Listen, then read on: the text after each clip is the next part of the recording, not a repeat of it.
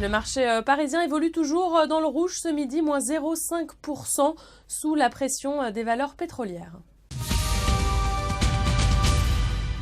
Et dans ce marché baissier, les valeurs du luxe se distinguent. LVMH et Kering dominent le palmarès du CAC 40 sur un gain de 1%, plus 1% également pour Hermès. Brian Garnier vient de relever sa recommandation à l'achat sur le titre.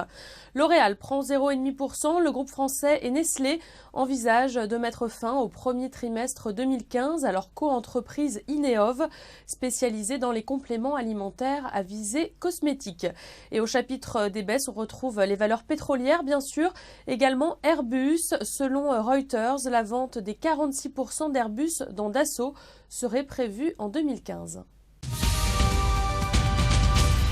Le segment pétrolier est donc particulièrement à la peine à l'image de son fer de lance Total qui chute de plus de 4% alors que le baril de Brent poursuit son repli en direction des $70.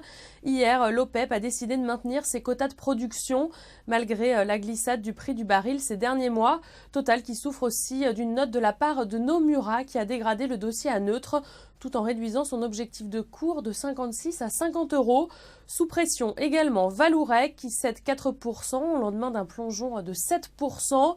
La chute du brut bénéficie en revanche à d'autres secteurs à l'image des compagnies aériennes. Air France KLM bondit en ce moment de 7%. C'est la fin de ce flash, vous avez rendez-vous à 18h pour le point hebdomadaire.